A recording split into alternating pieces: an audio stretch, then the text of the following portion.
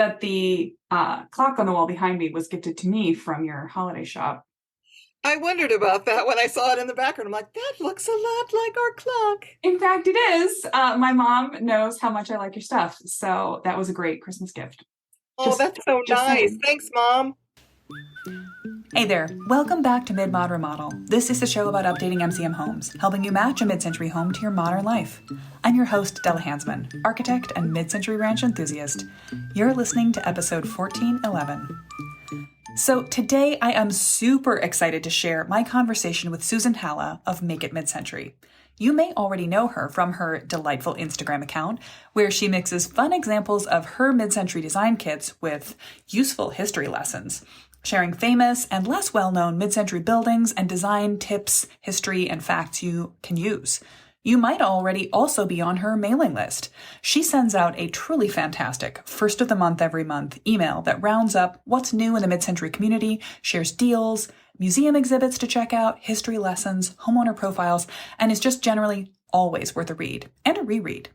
Or you may have purchased one of her kits, a door or garage door decoration kit, or some Sparkle Lam counter laminate to help make your home a little more mid-century.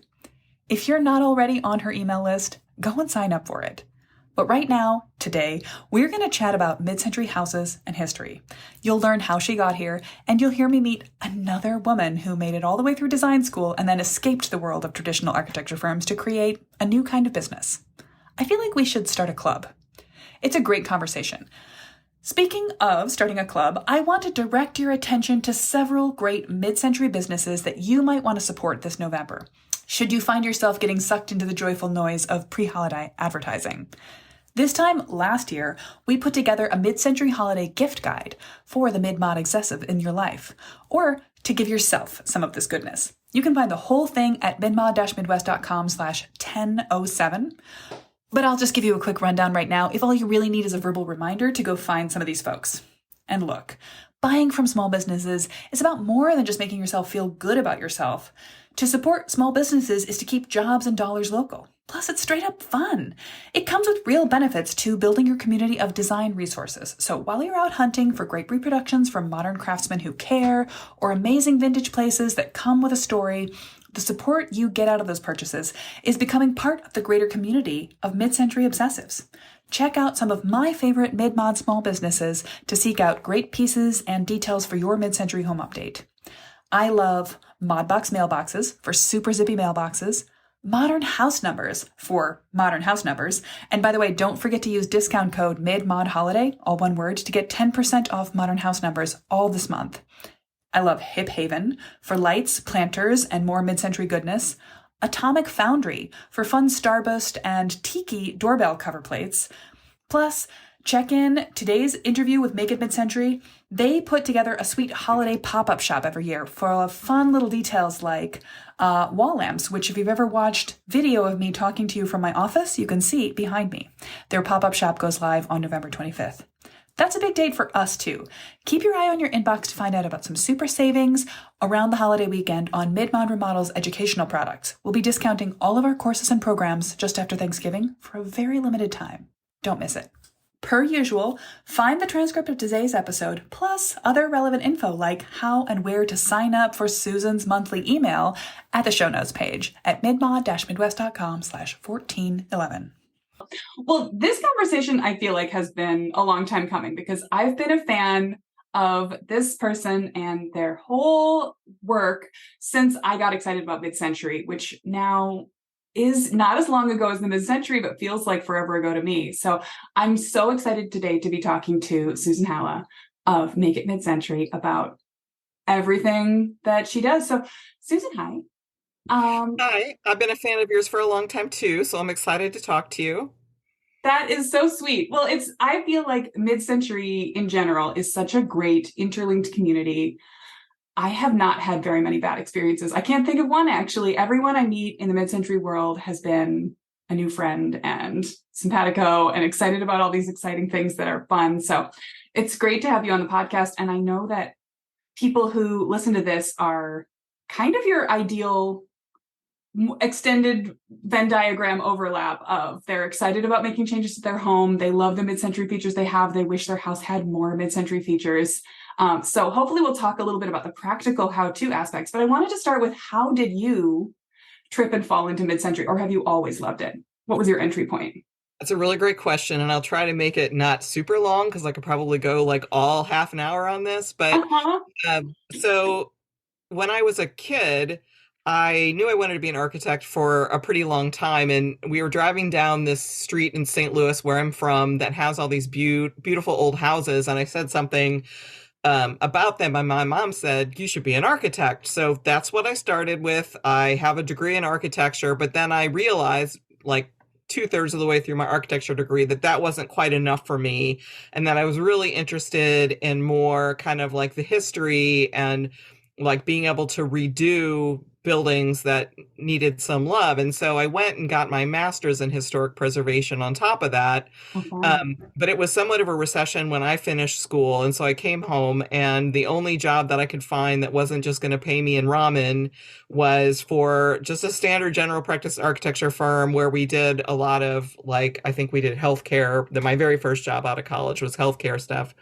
And it just kind of went from there to the point that I was I moved a couple jobs a couple times, but I was still just doing general practice architecture, and I ended up in a firm where I became one of the principals.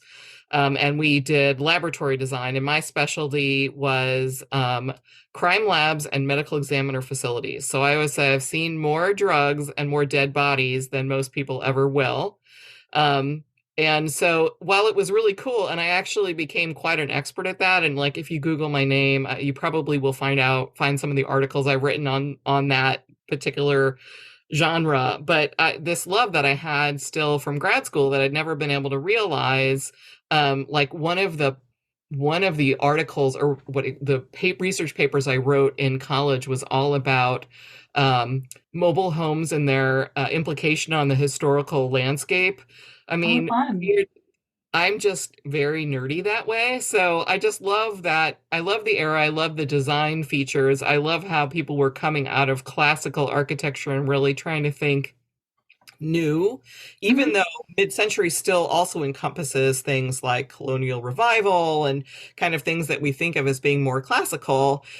Just even some houses, like my house is what I would call, like, I'm trying to think, like mid-century, like small mid-century. Like on the outside it doesn't have, like, it has a couple of hallmarks that are like, oh, that's mid-century, and then it has some classical looks to it, but then you come inside and there's some things that are like Roman brick fireplace Mhm. and like metal cabinets and things like that that are like, yeah, this is a mid-century house. So that's, like I said, I could talk about that forever, but So when did you make the switch from crime lab design to working in mid-century?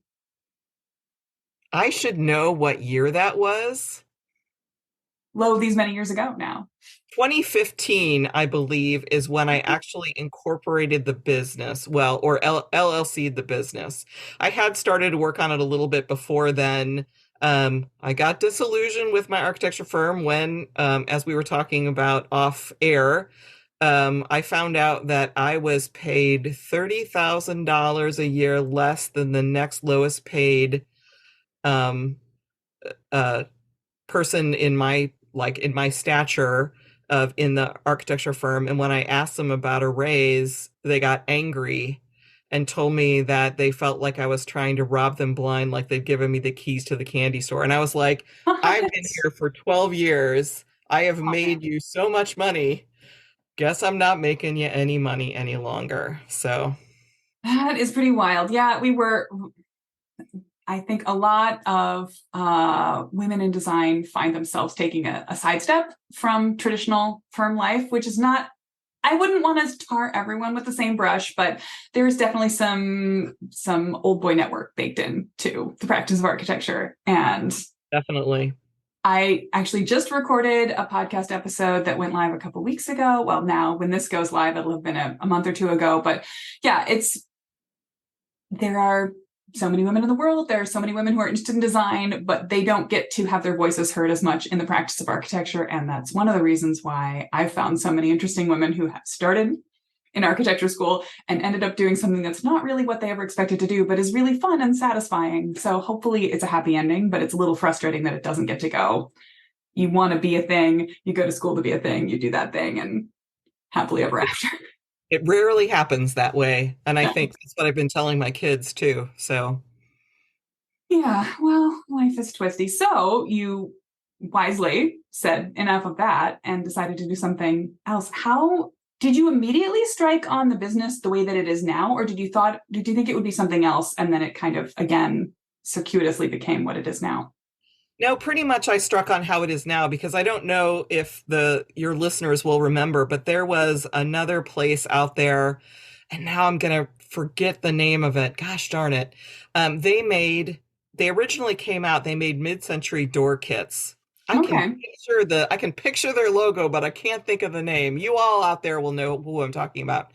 And they were offering door kits, and I actually bought a couple of them, one for an interior door and one for my front door, and loved them. And they were all the rage around the internet.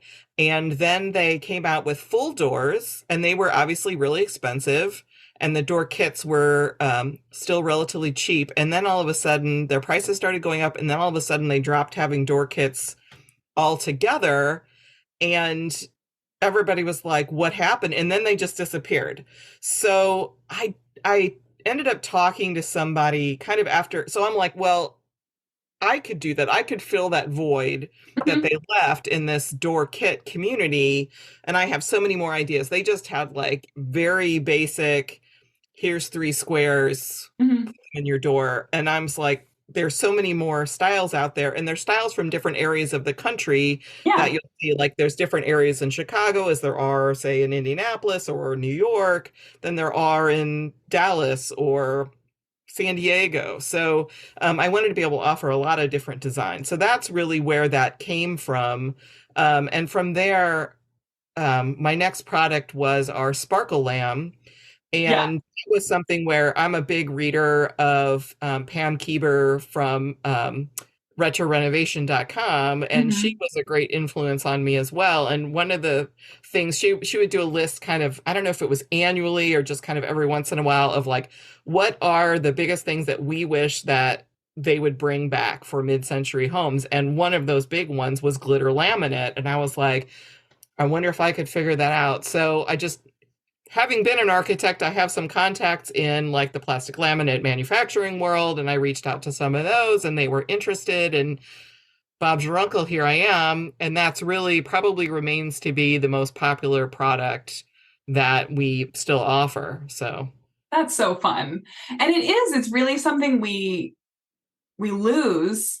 I spend a lot of time when I'm thinking about how we're going to update with people. If the house has already been remodeled, lost a lot of its mid-century charm, we have a blank slate. We kind of start where we are. But if the house has some of its original features intact, but the layout is really problematic for the client, we have to debate. Like, if we change the kitchen layout, we're going to lose the counters, which sometimes people don't appreciate it, and that's fine. Or sometimes the laminate's in poorer shape and it's not worth salvaging. But every now and then it's great, it's working, except the layout doesn't work and we lose it in the layout change, and it's just a sad trade-off. But you can bring it back. Or for people who have, someone came in and put in beige tile in the 90s, but they kept the original cabinets, maybe painted them, maybe changed out the handles. You can come back and time capsule your house if you strip the paint and put in a glitter lamp counter and get back the original handle type. And then you've got all of the ingredients were there if you have access to it. So it's really fun. It's one of my favorite things to scope out on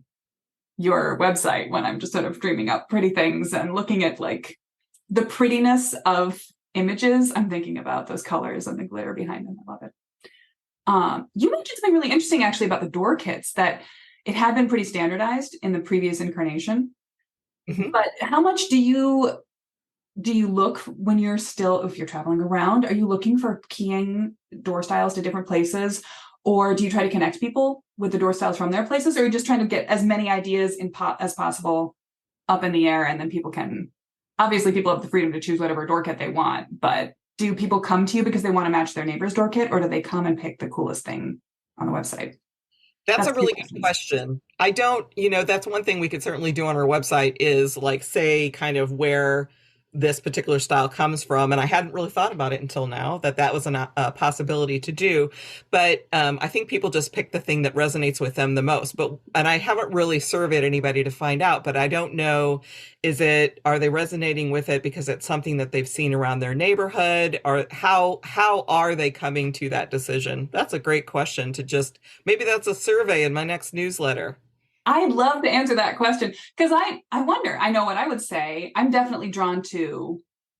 I'm drawn to the coolest extreme, the shard shape things, but I also like the idea of my door picking up the patterns that are in my area. So I'd probably be drawn. I have my original door. It's not in fantastic shape, honestly. It's on the list. But if I was ever going to change it, I would probably be drawn to a pattern that already exists in the neighborhood. Right. To feel that kindred.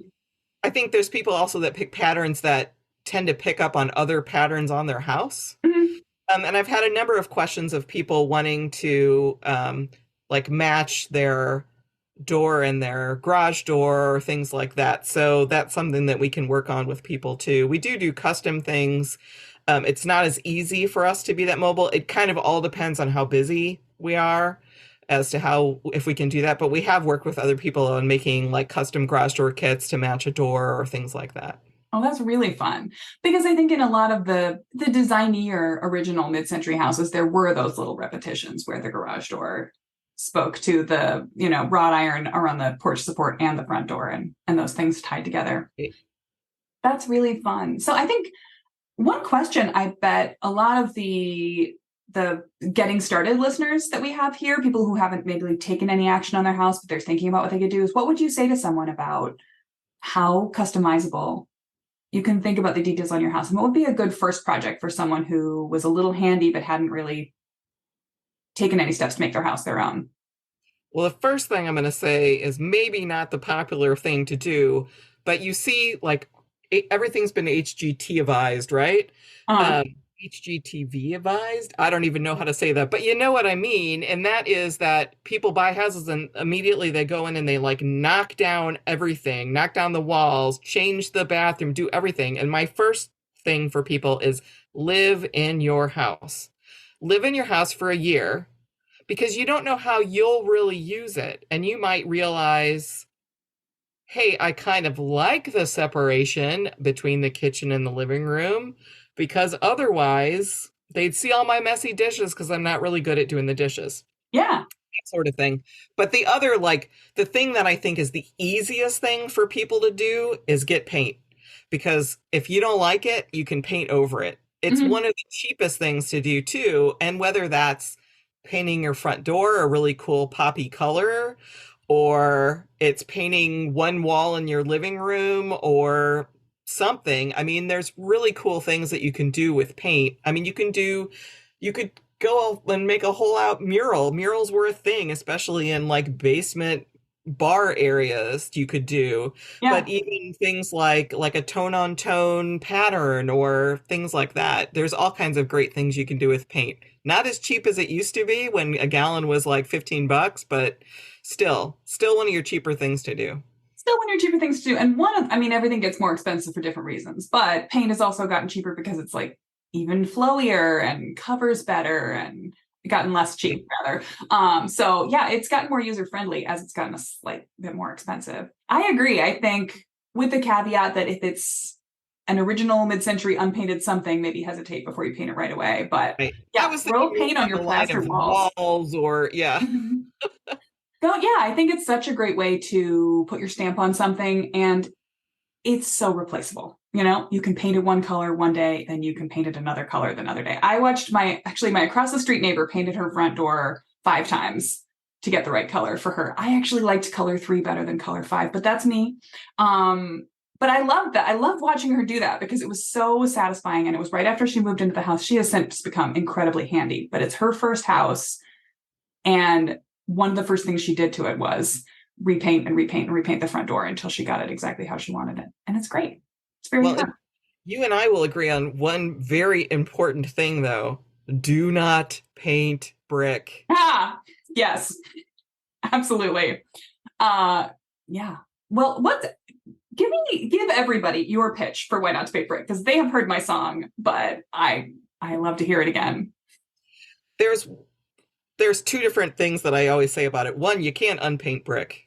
Because if you're trying to unpaint brick, you are going, especially on a house that is, I'd say, 1958 or younger, you're going to have a very soft mortar in there. And so if you try to remove that paint, you're going to remove the mortar and you're going to end up having to re-tuck point your entire house. And that is not cheap. Yeah. But then the second thing is that paint, especially modern paints, they seal in any issues that you might have in your house. And in an older house, the walls were meant to breathe. They weren't meant to be like completely hermetically sealed like houses are today. And if you seal that outside face of your house, you're more likely to get mold growing in places you will never see, but your body may understand. So Yep. it can be incredibly dangerous to paint brick, actually. It's not a good idea. Yeah, I feel the same way about vinyl siding, honestly. It's not quite as one-to-one, but I feel like anytime you're changing the moisture permeability of your house, when you're sealing it in, when you're coating it in a layer of paint, which is almost a plastic these days when you're wrapping your house in plastic, you are asking for moisture problems that you're like, well, why would my house have moisture problems? It's 70 years old. Well, you just changed it. And Right. 70-year-old system that worked now no longer works. It works differently and probably not better. Oh, thank you for that. And I can never tell everyone enough. That's right. We'll keep singing this song. Yeah. Yeah. It's important. But there are so many things you can change and that you can change back. Your kits make it so possible. So you have your front door, the garage door kits. What else do you facilitate people making changes around? Oh, and also, of course, the Sparkle Lam. Right. We also have decorative tile that we can use. So we talk about for people that want to just kind of like put little decorations around in a backsplash or in a shower. We've had people use them like for a band, or we've had people use them for like a the edge of the backsplash or things like that. Those tile are just really great and fun for that. And we've gone to now where we have put kind of years on them. So we have patterns that really spread the gamut in mid-century from like kind of 1940s patterns all the way up now to like early 1970s patterns. Oh, so that's one thing that we absolutely love too. We have some interior door kits too that we've had people either put on their doors. They are not authentic mid-century. You would not have seen this. This is something that if you live in a house but you want to give it some mid-century, this is a great opportunity. We've had people take them and apply them on walls too, just for like artwork. So there's all of those things. And we had for quite some time, we were carrying a line of solid color tile, and that manufacturer, and they were the only manufacturer. Okay, there's only one other manufacturer I know that still has the mid-century pastels, and they're so backlogged, it's insane. So we were going gangbusters on that tile, but the manufacturer we repped decided they were no longer going to make it. So we're still searching for what to do. We've had a couple of opportunities of some kind of 21st century ideas for how to make pastel shaded tile, so out of standard white tile. So we're still looking into that, but it's rough. It's rough out there. It's frustrating because from my point of view, there's an ever-growing desire for more mid-century details and materials, and people want it, and the more they learn about it, the more they do want it. But it just feels like sometimes it's really hard to connect that with the builders and the suppliers. That exactly. Maybe I'm wrong. Maybe we're so niche it's not worth serving us. But I just don't feel like that's my experience, and yet that seems to be how suppliers look at the mid-century oriented design. With the exception of, there's obviously a wave of popularity in terms of your West Elm style mid-century-ish furniture, etc. And everything is branded mid-century if you look at it on Jeffrey Bezos's website. But is it? Yeah. Anyway, it's frustratingly hard to find some of those authentic things. And sometimes the best bet really is to find what's being salvaged out of an other original house Right. and rescue that into your house in terms of hardware or light fixtures or bath appliances, anything. And I have people asking me all the time because we did carry the tile. Do you know where I can find this? Like, I need 5 tiles where they had to change the spigot on my bathtub or whatever. So I do have 2 places that I will send people to all the time. But it's kind of a crapshoot. But so if you see it, pick it up. Yeah, grab it. It's worth For it. other people, if you are redoing your house, you talked about this earlier, Della, like people that might have to remove countertops because they no longer fit in a kitchen that they're kind of reconfiguring the kitchen. If they are like coveted sparkle laminate or some kind of a star pattern or boomerang or whatever, you can sell those. Yeah. Old fixtures, your old toilet sinks, whatever, they have a great value to people. Please do not do what HGTV does and just go in with a sledgehammer and take everything out, because one, you're contributing to the landfill, but two, there are people who want that and will buy it from you. I know. Every time I see basically contractors' trucks pull up in my neighborhood, I think, oh God, are they going to get a dumpster? What's going to happen? And then sometimes I have the time and insanity level to go like salvage out of what people put by the curb. And I have stacks. Of like other people's basement shelves in my basement that I'm like, I have to do something with it. It can't be trash. I don't know what I'm going to do, but I had to go like carry it home while I was walking Roxy in the neighborhood. I know it seems insane. And other times I can't. I don't have the capacity to do it. It just makes me so sad. But at the very least, dropping it off at your local restore. But Facebook Marketplace is a thing. Three of the 5 chairs in my living room were all things that I scavenged out of the alleys. And whenever I see a contractor like a skip or whatever you want to call it, like outside the house, I almost always look in it to see if there's anything good. So I have a problem. I do admit it, but yeah, you gotta do what you got to do to save these things. I have a broken chair problem. Absolutely. Some of them are in my living space. Some have warning signs. My family members know not to sit on the chair in the corner because it wobbles, but I will not get rid of it. And then there's projects that are not acceptable for living space yet that are stacked in the basement in the garage. I have too much space and it's dangerous for me because I fill it with future projects I don't have time for. You may be familiar. I've already filled, and that's why I have like 6 just chairs in my living room. So, because they just keep finding me. I can't say no. I know. It's a process. And it's like, maybe it's an Etsy business or something to restore them and put them back out into the world. But we're both doing other things right now. Right? I have a lot of ideas, but now there's only one me. Right? Well, that was actually my next question, is if you could add one more layer to what it is you already do, realistically or unrealistically, what do you wish it was that you could help people with their mid-century whatnot or something else? Well, one thing that I actually I have took the tentative little baby steps of this is we don't have any flooring. And the goal of this business was to have all kinds of mid-century materials that you would need to restore your house.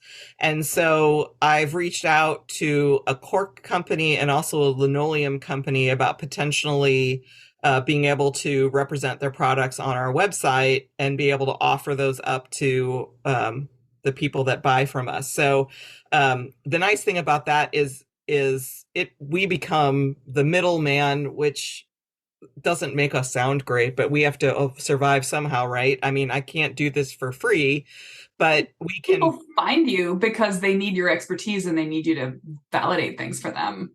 So right. And so like the only things that I would be repping would be things that I would put in a mid-century home as an architect. So that's where I think it would be really helpful for that. So those are 2 things that we're looking into. The cork may not be financially feasible, still looking into the linoleum, but stay tuned. We don't do anything fast around here though.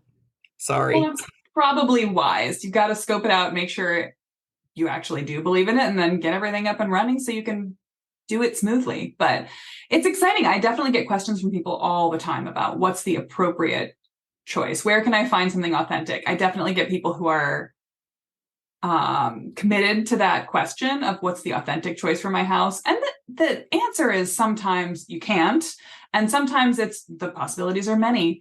And I tend to take a little bit of an attitude of some things weren't around in the mid-century, but if they had been, those folks would have been wild about this. So I give it a pass. But we work with a range of folks who are either interested in really being as time capsule specific as they can, or who just want to make sure that they're referencing the era of their house and their update, while they make certainly some more contemporary choices or compromises or intentional moves. But I think it's really fun to have the possibility to know that you can go to someone and they can give you a range of things and endorse them. And you have done so much of the research. By the way, your newsletter is amazing. Comes out on the first of the month every month. Yep. I always bookmark it so that I can sit down and read it in detail when I have time. Have you been doing that since the beginning? I can't remember exactly when I started. It probably wasn't as every first of the month every month as it is now, but it's been years though since I've been doing it first of the month every month kind of thing. And I keep thinking I'm going to run out of ideas, but somehow I always pull it off at the end. And yeah, we get lots of compliments about the newsletter, and it's just a great way to connect with my people. Mm-hmm. So because I do hear from people that just email back and say, oh, I love this month's newsletter, or, oh, I always wondered what that thing was, or whatever. And then we can kind of commiserate or whatever about that. I email them back and we have a little chit chat about it. So it's great. That's marvelous. And you get to use your architecture school research skills to bring in the history and the... Exactly. That's fun. So do you feel like you get to bring your design eye into what you do? Does it feel like you're still stretching those muscles in this, or does it feel a little bit more like you're doing other things? You're still in the mid-century, still in the design of it all, but not necessarily the way you were trained to. I don't think there's as much design in it as I would like, because being a sole proprietor, it's like I'm the marketer. I'm putting my hats on.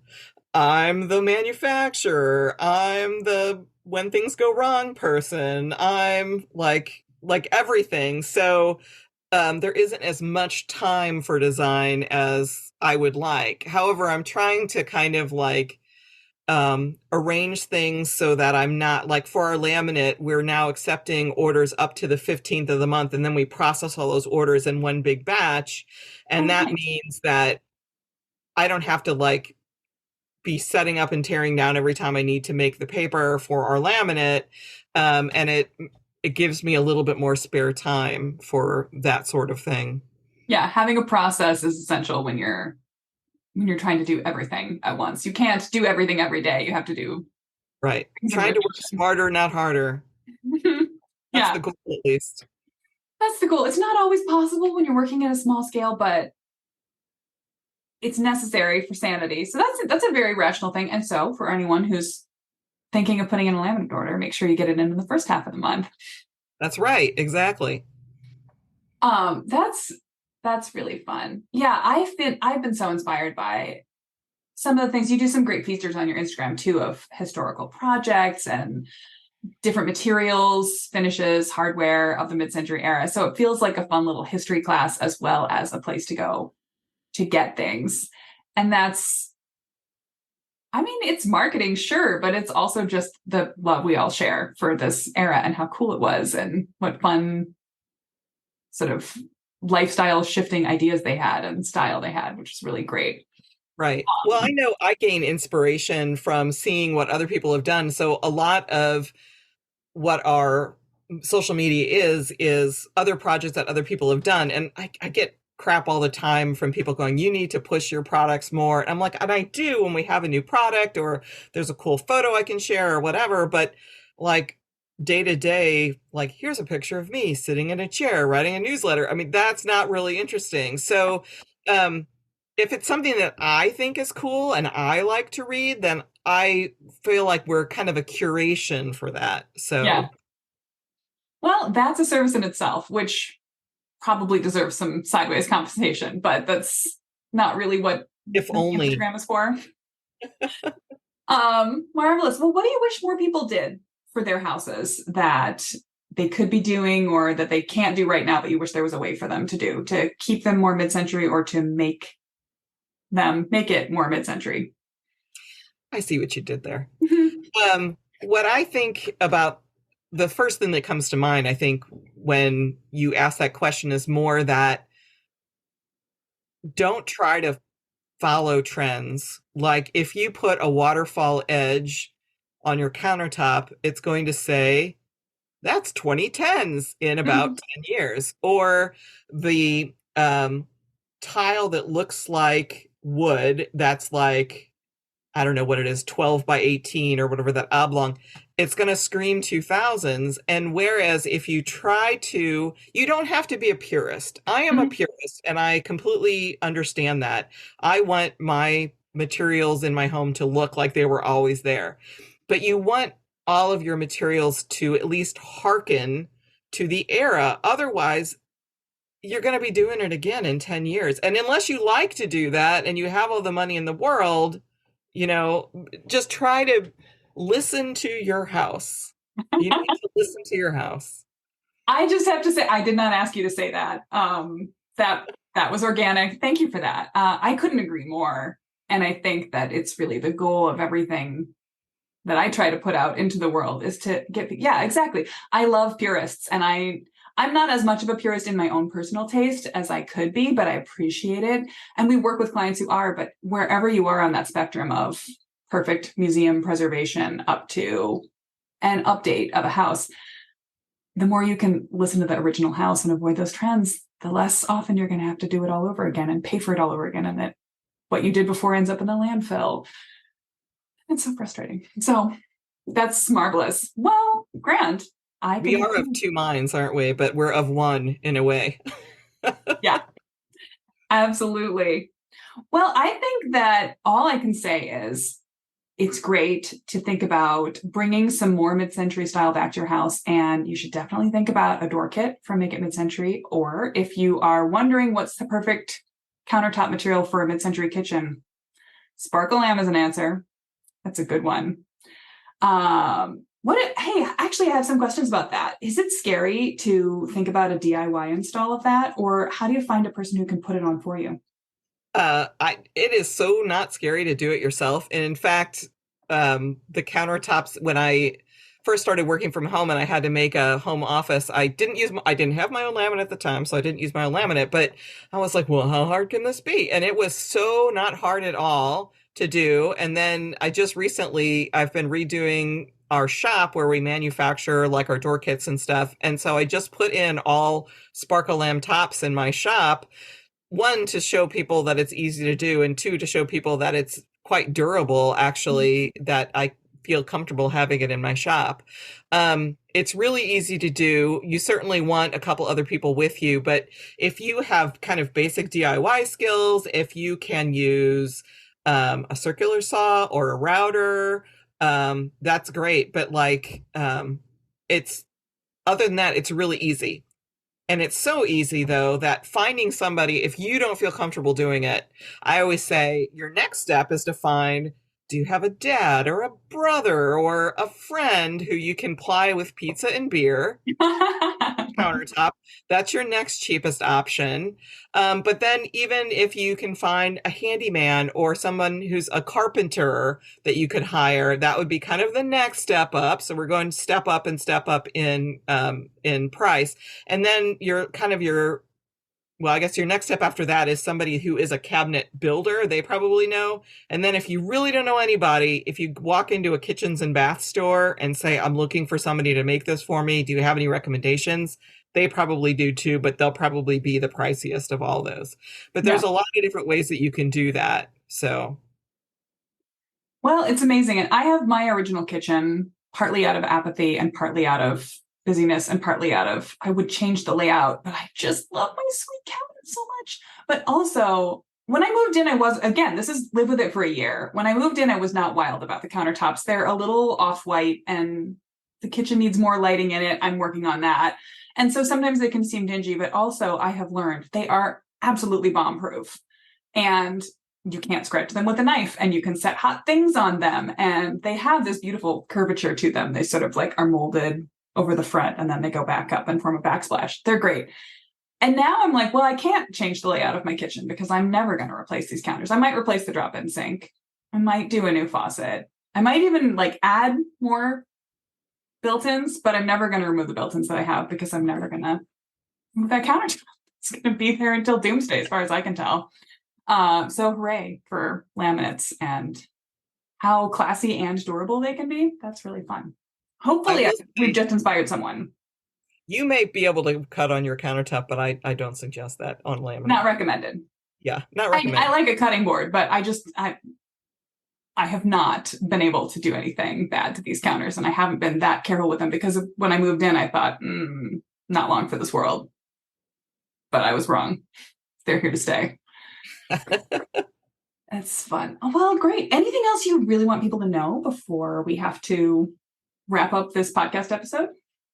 Well, I will say that since this is coming out in November, we will be doing last year we did this and we're doing it again this year in kind of in a little bit bigger way. We're doing a holiday shopping extravaganza. We're doing it in person. So one of my good friends she was the proprietor of Atomic Kiki, and she has now it's now going to be called Orange Pop, where she does some design work with clients in the St. Louis area. But she has a storefront. We're actually going to sell our products in the storefront, but we're also going to sell them on our website.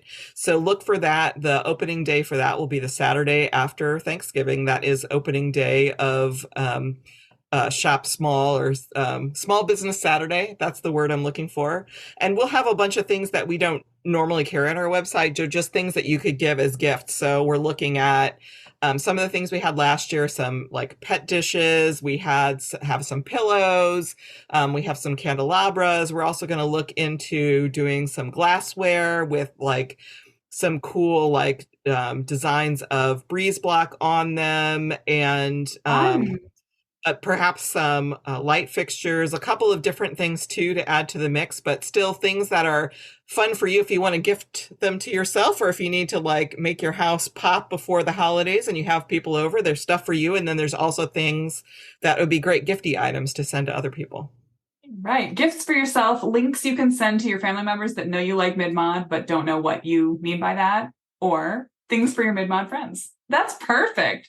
Well, on that note, I am going to mention a couple of other great mid-century organizations we should all be supporting on Small Business Saturday. But I should just say that actually, I believe that the clock on the wall behind me was gifted to me from your holiday shop.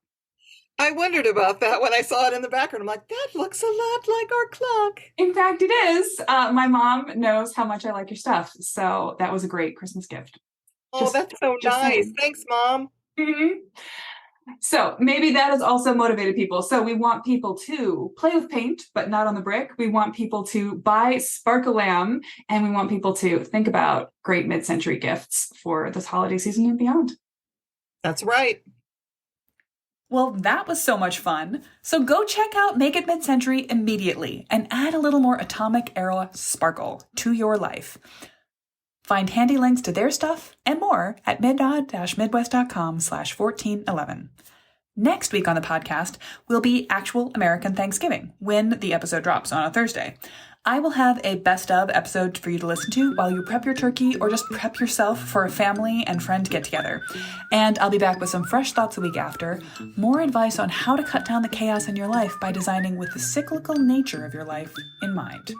Happy holidays, my friend.